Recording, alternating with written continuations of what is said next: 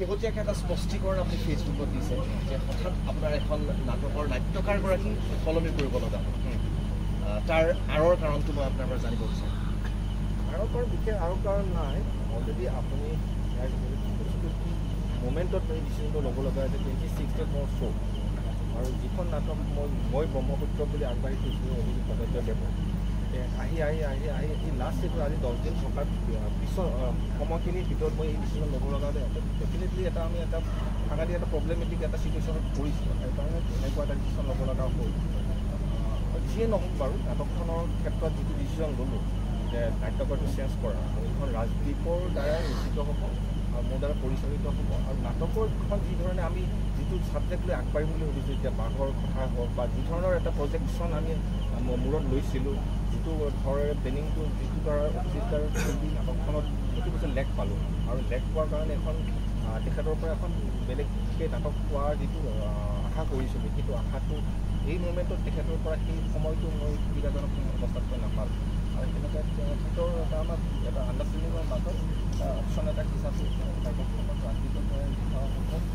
সোনকালে সেই নাটকখনৰ গ্ৰাউণ্ডত গৈ দৰ্শকক নাটকখনত মই ব্ৰহ্মপুত্ৰ হিচাপে যেনেকৈ আঁকোৱালি লৈছিলোঁ আৰু ব্ৰহ্মপুত্ৰত মানে 3 গুণ বেছি বেটাৰ কৰাৰ কাৰণে মই চেষ্টা এটা মানে মই এইটো সুধিব বিচাৰিছোঁ 10 দিন মাজত আছে বাকী দুখন নাটকৰ আপোনাৰ ৰিহাৰ্চেল চলি আছে তাৰ মাজত একশ্যনৰ প্ৰেক্টিচ আছে গানৰ ৰিহাৰ্চেল আছে গতিকে সেই গোটেইখিনিৰ মাজত এখন নাটক একেবাৰে গ্ৰাউণ্ডৰ পৰা আৰম্ভ কৰি এই 10 দিনত সমাপ্ত কৰাটো যিখন নাটক আপোনাৰ যথেষ্ট চৰ্চাত আছিল এইবাৰ কিবা কথা স্বাগতম জনাইছোঁ প্ৰতিদিন টাইমছ মই কৈছোঁ আত্মপ্ৰকাশৰ বছৰ প্ৰীতম বৰুৱা বুলি যিটো আপোনাৰ পৰিচয়ৰ কথা কৈছোঁ সেই পৰিচয়টোৰ লগত এই বছৰত আপোনাৰ লগত বহু আনুষংগিক বিষয় জড়িত হৈ আছে আপুনি এনে এখন মঞ্চত আছে য'ত ৰতন লহকৰৰ স্মৃতি বিজড়িত এখন ঐতিহ্যমণ্ডিত মঞ্চ যি সোণালী জয়ন্তী বৰ্ষৰ গঢ়কিবলৈ আগবাঢ়িছে সেইখন মঞ্চত আপুনি অভিনয় কৰিবলৈ পাইছে আৰু আপুনি এনেকুৱা এজন অভিনেতাৰ পুত্ৰ যিগৰাকী অভিনেতাৰ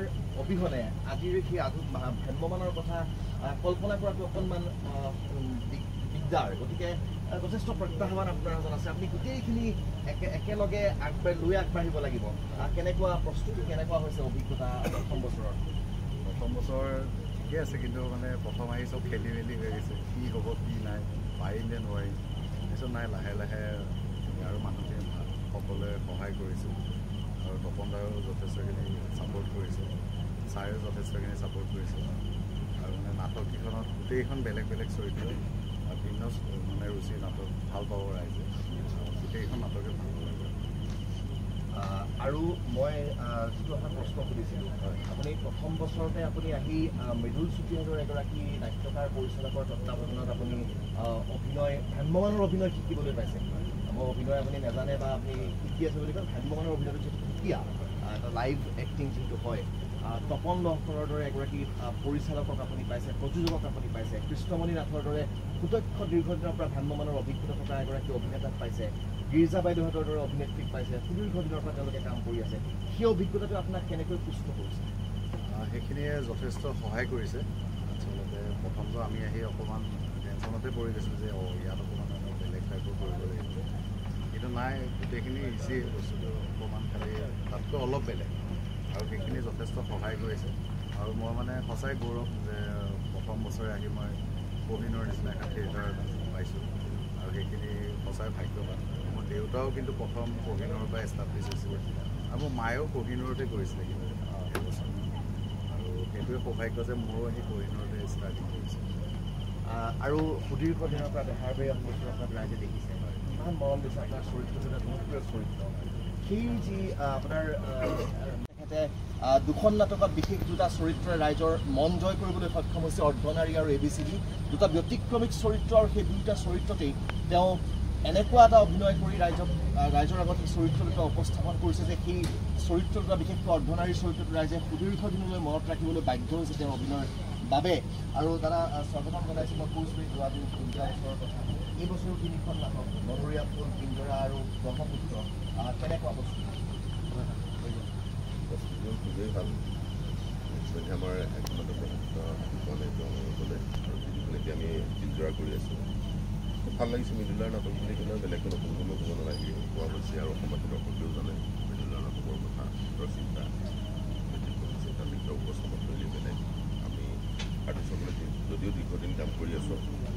যিমানবাৰ পাওঁ সিমানবাৰ আমি নতুনকৈ শিকাৰ এটা সুবিধা পাওঁ।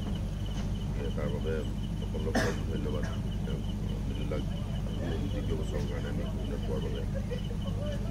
আৰু পিঞ্জৰা নাটকখন খুবেই এখন ভাল নাটক, ভাল বিষয় আৰু বিশেষ চৰিত্ৰত মই পিঞ্জৰাবদ্ধ হৈ থাকোঁ। মোৰ জীৱনটো মানে ভাল হ'ব আৰু দৰ্শকে খুব ভাল পাব। আৰু যিখন নাটক ইয়াৰ আগতে আমি বনৰীয়া ভূত সম্প্ৰদায়ৰ সেইখনো পাৰিবাৰিক সাংঘাতিক এখন ভাল নাটক আৰু আমাৰ ষ্টাফটো খুবেই ভাল। আৱহ সংগীতৰ পৰা আদি কৰি কাৰিকৰী সকলো দিশৰ পৰা সৰ্বাংগ সুন্দৰ দুখন নাটক আমি কোহিনুৰ এইবাৰ অসমবাসী দৰ্শকক উপহাৰ দিম বুলি মই একেমুখে ক'ব পাৰোঁ। আৰু দ্বিতীয়খন আমাৰ অসমৰ আৰু মই কৈছোঁৱেই অৰ্ধনাৰী আৰু ABC আপোনাৰ ব্যতিক্ৰম চৰিত্ৰ আপোনাক পাইছিল ৰাইজে। এইবাৰ এই যি দুখন নাটক এতিয়ালৈকে আহিছে বনৰীয়া ফুল আৰু পিঞ্জৰা, তাত তেনেকুৱা কিবা এটা চৰিত্ৰ ৰাইজে বা পাব বুলি আপুনি আশা দিব পাৰে নেকি? আচলতে চৰিত্ৰ কিছুমান নাট্যকাৰে মানে লৈ আহে, সেই চৰিত্ৰটো উপস্থাপন কৰা হয়। কেতিয়াবা কিছুমান চৰিত্ৰ আনুষংগিক বা সহ চৰিত্ৰকো আমি প্ৰাণ দি কৰি কিন্তু পূৰ্ণাংগ পৰ্যায়ে এটা মুখ্য চৰিত্ৰ কৰি পেলাব পাৰোঁ মানে এজন পুৰঠ অভিনেত্ৰীয়ে পাৰে। আমাৰ কাৰণে এইবোৰ ইমান হৈ থাকে নাই বাৰু। এতিয়াও চৰ্চা কৰিব লাগিব, খুব শিকিব লাগিব, খুব পঢ়িব লাগিব। যি নহওক ৰাইজৰ মাজলৈ আপোনালোক যাব। আৰু আপুনি বিগত কেইবাটাও বছৰ ধৰি বহুকেইখন ভ্ৰাম্যমাণ নাট্যদলৰ সৈতে কাম কৰি আছে, অভিনয় কৰি গৈছে। এইবাৰ কোহিনুৰত যিটো আপোনালোকে পাইছে, পৰিচালক নাট্যকাৰ পাইছে, বন নগৰৰ নেতৃত্বত আপোনালোক থাকি গৈছে, কেনেকুৱা প্ৰস্তুতি? আমাৰ আখৰা খুব অনবৰতে চলি আছে। আজি আপোনালোকে নিজৰ আখৰা আমাৰ চলি লাইট আমাৰ চলি আছে। বনৰীয়া আখৰা ইতিমধ্যে হ'ব পাৰি আৰু ব্ৰহ্মপুত্ৰৰো আমাৰ আখৰা এতিয়ালৈকে অনবৰতে আমাৰ আখৰা আমাৰ ৰাতিপুৱালৈকে চলি আছে।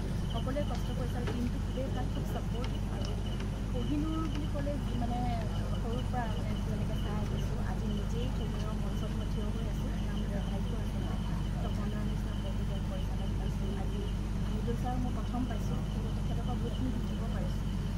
পিঞ্জৰা প্ৰথম তেনেদৰে ভাল পাব, পিঞ্জৰাই হওক, বনৰীয়া ঘৰে হওক আৰু আহিলে আমাৰ মিঠাজন হওক, গোটেইকেইখনে আমি সুন্দৰৰ পৰা যিমান পাৰোঁ আমি চেষ্টা কৰিছোঁ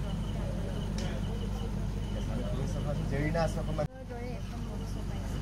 আৰু সঁচাকৈ মোৰ জীৱনত এই নাট্যবৰ্ষটো কিছুমান কথা আমাৰ জীৱনৰ কোহিনুৰৰ দৰে বুলি মই সদায় স্মৰণীয় হৈ থাকি যাব। আৰু এনেকুৱা এখন মঞ্চত থিয় হৈ আছোঁ য'ত ইমান অভিজ্ঞ এটা নাট্যদল আছে।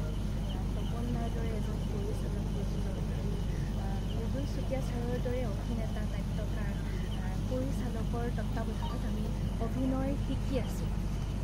গতিকে ভাবোঁ যে খুব বেছি সৌভাগ্যৱান যে এনেকুৱা এখন মঞ্চত আমি অভিনয় কৰিবলৈ পাইছোঁ, য'ত মানুহে সঁচা নাটক পাব, ইয়াতে সঁচা অভিনেতা অভিনেত্ৰী অভিনয় দেখিবলৈ পাব আৰু সমাজলৈ কিছুমান মেছেজ বা বাৰ্তা যাব। গতিকে এই বাৰ্তাসমূহে আমাৰ সমাজত ইতিবাচক প্ৰভাৱ পেলাব আৰু কোহিনুৰে সেই বাৰ্তা যিদৰে আগৰ পৰা অক্ষুণ্ণ ৰাখিছে, সমাজখন সৰ্বাংগ সুন্দৰ কৰাত এই নাট্যদলৰ বিশেষ অৰিহণা আছে। আৰু আমি আখৰাত ব্যস্ত হৈ আছোঁ তেনেদৰে নাটক শুভেচ্ছা জ্ঞাপন কৰিছোঁ। আগৰ বাবে ভ্ৰাম্যমাণৰ মঞ্চলৈ আহিছে। প্ৰথমেই মই প্ৰথম নাট্যবৰ্ষৰ বছৰ অভিজ্ঞতাবোৰ কেনেকুৱা? অভিজ্ঞতা যথেষ্ট ভাল, কষ্ট কৰি আছোঁ। বলটো এতিয়া শ্ব' ষ্টাৰ্ট হ'ব, তেতিয়া দেখা পাম। ভাল লাগিছে, খুব কাম কৰি শিকিছোঁ সকলোৰে পৰা। আৰু মই নিজকে সৌভাগ্যৱান বুলি ভাবিছোঁ। মই এনেকুৱা এখন মঞ্চ কোহিনুৰৰ মঞ্চৰ অভিনয় কৰিবলৈ পাইছোঁ, যিখন মঞ্চত সৰুৰে পৰা দেখি চাইছিলোঁ। ভাল লাগিছে। আৰু বহুত গৌৰৱ অনুভৱ কৰিছে মৃদুল চুতীয়া ছাৰৰ লগত মই কাম কৰিব পাৰিছোঁ। প্ৰথম গাৰ্জেন মানুহ পাইছোঁ, এজন গাৰ্জেন পাইছোঁ, কৃষ্ণ দাহঁত, এনেকৈ মোৰ প্ৰীতম দাহঁত, গোটেইখিনি মানুহ গোটেইখিনি ষ্টাফ গীৰ্জাবাদ সম্পূৰ্ণ ছাপোৰ্ট কৰে মোক। পবিত্ৰ প্ৰত্যেকে ভাইলিনা জেৰিনা ছাপোৰ্ট কৰিছোঁ। ভাল লাগিছে কাম কৰি আৰু অৱশ্যে ৰিজাল্ট আৰু আজিৰ প্ৰজন্মৰ যিবোৰ অভিনেতা অভিনেত্ৰী জ্ঞানটোত কৰি তেওঁলোকে এই এগৰাকী সফল অভিনেতা বা এগৰাকী অভিনেতা হ'বলৈ যিখিনি কৌশল লাগে বা যিখিনি জ্ঞানৰ প্ৰয়োজন, সেই জ্ঞানখিনি বা সেই কৌশলখিনি আয়ত্ব কৰাৰ ক্ষেত্ৰত এই ভ্ৰাম্যমাণৰ মঞ্চখনে কেনেকৈ সহায় কৰে বুলি আপুনি ভাবে? যিহেতু আজিলৈকে আপুনি বহু অভিজ্ঞতা পাইছে কৈছে। যে কেমেৰা কাম কৰি আছিলোঁ, কেমেৰা কামটোকে টান বুলি ভাবিছিলোঁ। গতিকে যেতিয়া মঞ্চত আহিছোঁ দেখিছোঁ কেমেৰা কামটো বহুত বেছি। মঞ্চত যেতিয়া অভিনয় কৰা যায় চাপ'জ টু 1 week অ'কে হয় লাইভ কৰিব লগা হয় তো বহুত শিকিব লাগে বেলেগ এটা মোৰ কাৰণে এক্সপিৰিয়েঞ্চ ঠিক আছে আমি শুভেচ্ছা জনাইছোঁ মই অকণমান এইখনতো এটা বেলেগ ধৰণৰ শিকিব পালোঁ তাৰ পৰাও শিকিব পালোঁ ইউনিভাৰ্চিটি এটা আছেই দাদা বুলিয়ে মই সম্বোধন কৰোঁ আগৰ পৰা তেখেতৰ পৰাও শিকিব লগাটো সদায় থাকে আৰু অলপ এক্সিপশ্যনেল হয় এইবিলাক তেখেতৰ শিকিলোঁ থিয়েটাৰত মই তেখেতৰ নাটক কৰা নাই বা শিকা নাছিলোঁ সুবিধা পালোঁ ভাল লাগিছে যথেষ্ট আৰু আশাটো বৰ ধুনীয়া হ'ব এইবাৰ এইবোৰ হয় হয় ধন্যবাদ আৰু অভিনেত্ৰী অংকী আছে তেওঁকো অকণমান আমি আগলৈ আহিবলৈ অনুৰোধ জনাইছোঁ বাবে অভিনয় এতিয়া আপোনালোকৰ আখৰা যিহেতু চলি আছে